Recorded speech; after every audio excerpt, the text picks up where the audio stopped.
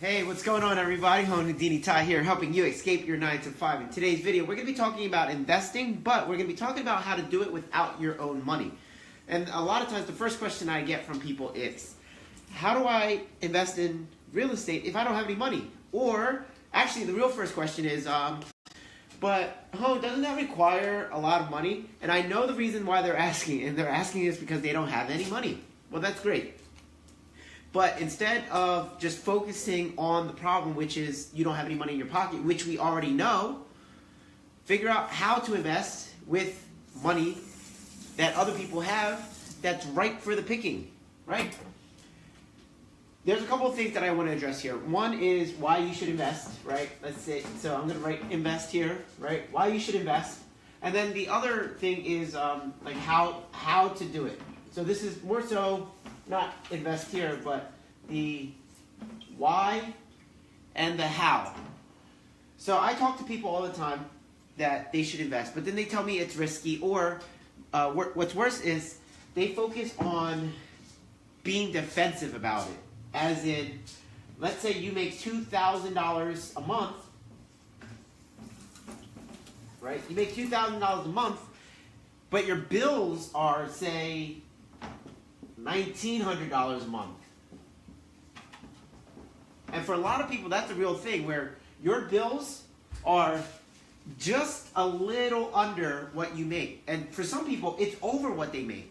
So then they do this thing where they hide it all, they hoard it all, they play defense. So right here, defense. Is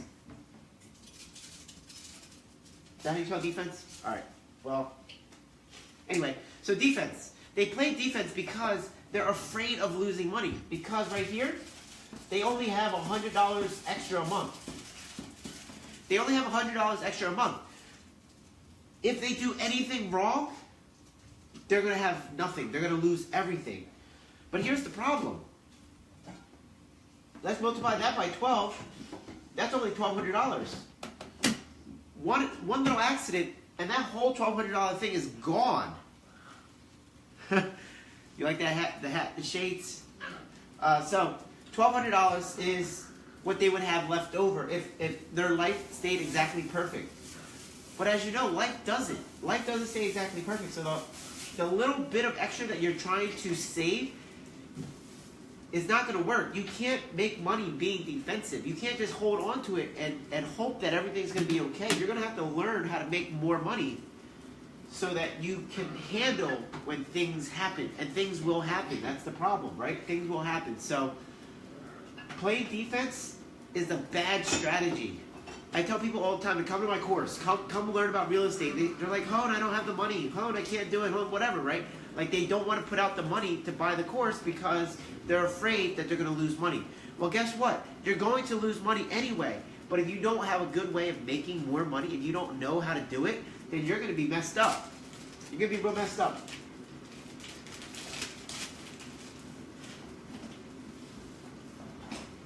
So the why. You can't get rich or just even be okay playing defense, right? You can't do it. You can't play defense and be rich or okay. Just doing it that way. And because here's a good reason why. Right? Because you can. This is amusing as fucking educational. The marker's not dull. It's because the thing makes it black and white, and it just like it messes it all up. So let me see. Yeah, but all right. So a good reason why you should is because you can, right? Simply because you can. Now you just have to figure it out. I don't say that it's that you. I'm not saying that what you're doing is wrong. I'm saying that you should go for bigger things because you can. That's a good why. And sometimes people have it that they're like, oh, I don't want to make money because people with money are greedy or this or that. Like they make up all kinds of weird things. I say do it because you can, and then with the money you can change a lot of lives. If what you want to do is help people, great. Guess what people need? Money. And you can show them how to make money, or you can help by buying supplies or running a workshop or whatever, right? But if you can't do it, you can't help anybody. And it's all good to be generous, but a generous broke person, I'm not sure. Even like Mother Teresa, right? She was broke, but she got other people to donate their money or their services. So at the root of it, it's still money, because money affords like food and shelter and all those things. So that's the why. So enough about the whys, right? We got to start there. It starts with why. There's even books titled like that. It starts with why, and then once you realize, like, I can't play defense anymore, I can't get out of my bad situation by saving the little bit of money that I have. Once you realize that defense is not a good strategy, that I got to take actions, I got to make a lot of money because otherwise I'm just going to drown in this debt or whatever it is, then you can move on to the next step of how. Okay. Does the hat go away? Yeah, the hat goes away when I turn around. All right, so let's start talking about the how. Is this marker better? Yeah, a little better. All right. So now, it really depends on what strategy you're trying to do. Some people want to do fix and flip. Some people want to do buy and holds. It doesn't really matter. You just have to know what to do with the money, how to raise the money depending on the strategy that you're trying to choose. Okay? Okay. Andy writes, I play defense constantly. What's the next best step to break the ice? JV, auction. All right, so let's talk about specifics. Okay, let me see. Can I change my hat? Can I change the filters? Whoa, how about that? All right, so we're going to be talking about investing. Ha ha ha ha ha ha. All right, here we go. So we're going to be talking about investing, and this is where I put my angry face on. Nah, this is a terrible face. This is going to scare the kids. Let's see. Oh, what the heck? That's terrible. There we go. Alright, good enough. Alright, we're going to talk about specifics on how to invest, okay? So let's say, to answer Andy's questions, let me go back to the thing. No, that's not what I want to do. I have no idea how to use this thing. Man, I have no idea. Go Eagles.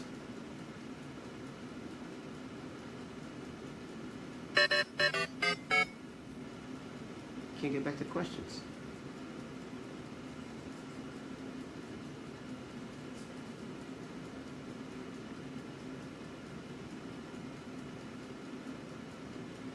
All right, we're back. Okay, so, all right, the filters are tough. All right, so let's go into what Andy asked. He's like, how do you get started, right? So, the question was, right, thank you for reposting that. The question is, how do you break into it? Well, it really depends on who you are as an investor. What is it that you want to do? So some people want to do buy and hold. Some people want to do fix and flip. So it really depends, right? So let's go into the multiple strategies, right? So there's the wholesaling. There's the fix and flip, the buy and hold, and then be the bank. All right. So we just had a workshop on the last one on how to be the bank, right? So we got these things. So Andy, you said, do I JV or auction? So JVing and auction aren't two different strategies. Auctions is a way of getting properties, like acquisition. And JVing is a strategy on possibly how to fund and an exit strategy, right? So here are the actual strategies. Here are 4 of the main strategies, right?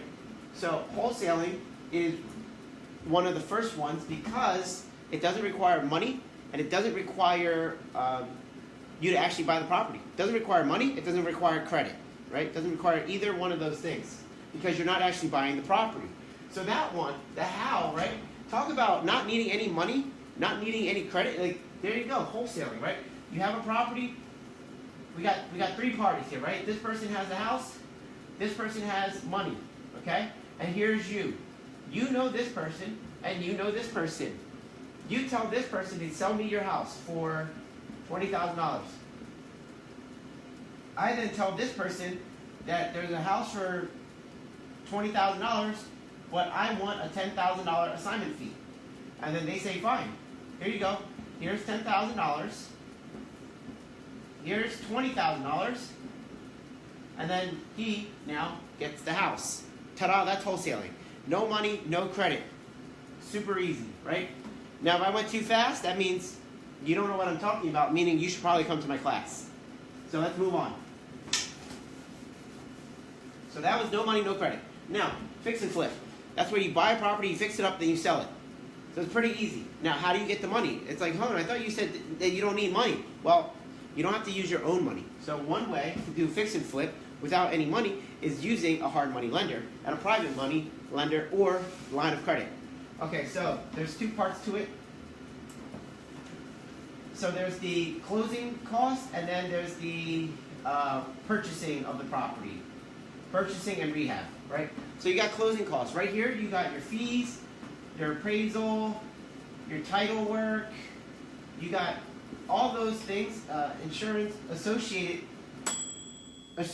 with purchasing the property, like the closing of it. And then there's the actual acquisition price and the rehab price, which is here, right? So let's say the property costs you $100,000, and then you need $50,000 to fix it up. Well, I can get you the funding for that, so that's $150,000.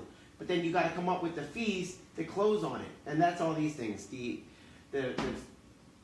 lender fee, the appraisal, the title work, the insurance, all that kind of stuff. You got to pay for up front. So maybe that's, I don't know, $15,000. Let's just say, I don't know. So then you got to come up with $15,000, and then there's $150,000 there. Well, with the $15,000, you can use a line of credit or a private money lender, or like Andy, you asked, you can JV right here. JV person brings $15,000, and then you guys get the hard money loan through me, and voila, you guys got a deal. So there's no money out of your pocket if you're the person who structured the deal. That goes with buy and holds as well. You can do the same strategy with the buy and hold. And then that JV person could be the person who does the takeout refi with the bank. Again, if I'm saying words that you just don't comprehend, that means you don't know enough about what we're doing, meaning you should come to school instead of figuring out, oh my God, I don't have money and this and that. You have to learn first. There's a lot for you to learn. You just have to let yourself be in the space of learning versus, oh, I already know this, I already know that, right? A lot of people, they come to me with this like, Hone, I know so much that I know that I can't do it. Are you ridiculous? Like, why would you, where does that thinking come from? It's like, I already know all about this, and I know enough that I know I can't do it. That's a stupid attitude. That's a really stupid attitude, right? So don't be that person. Don't be so like arrogant that you think you know to the point where you will count yourself out of the game. So if you're not that person, stay tuned. All right, so again, you got the closing costs, and then you got your purchase and rehab. Right? Your closing costs, again, it's these things. Where can you get the money for the closing costs? Well, you can joint venture, you can use a line of credit, or maybe you have some cash, just not as much as you thought you needed. Right? You may have thought you needed the whole $150,000, but really all I need you to do is bring $15,000, and then I'll help you get the $150,000. So voila, that's how you would do a fix and flip, and then at the end, right? So right here, you're all in for $165,000. So then once you sell the property, maybe you sell it for $215,000. Let's say $15,000 goes towards closing costs here, so you're left with $200,000, and then minus the $165,000. So then you walk away with $35,000 in profit, right? So there you go. I mean, that's a strategy. That's a strategy that people don't realize that is possible. It's right there. Fix and flip. Same thing with the buy and hold, just slightly different. So I'm going to erase this, right? So maybe the purchase price is $100,000. Maybe the rehab is $50,000. The same closing cost $15,000, right? So then let's say the property is worth, when you're all said and done, maybe it's worth $285,000, and then you go to the bank and you can refinance, refi right here, You refi times 0.75 because they're 75% loan to value. That means an ARV of 285 at 75% loan to value means 213, 750. Let's say there's a couple fees, so let's call it $3,750 in fees, $3,750 in fees. So you're at 210. So now you're at 210 minus 165 equals, now you just cashed out. You cashed out $45,000. Yeah, Mike, you can come to class. Tuesdays at 7 o'clock and Thursdays at 7 o'clock. Tuesdays is in Philly at 1201 East Wyoming Avenue. That's Philadelphia, PA 19124. And in Langhorne, it's 920 Town Center Drive, Suite I-15, Langhorne, PA 19047. So, yes, you may come to class, and anybody watching this video may come to class. But if you do a buy and hold here, again, $15,000 you got to come up with, and then I find you the 100 and the 50. You do your deal. You go to the bank. They cash you out. You get to cash out $45,000 tax-free. That money goes in your pocket. And then because it's a rental property, you have a lot of money that gets put into your pocket every single month. Hey, Mitesh, I understand sometimes classes may seem too far. But if you add up all the time that you spend driving to your current job now, and if you didn't have to do that anymore, which one's the further drive? It's all about math. So, yeah. Okay, well, I got a call, so I'm going to end the video now. Put your questions in the comments, and I will answer them there. Peace.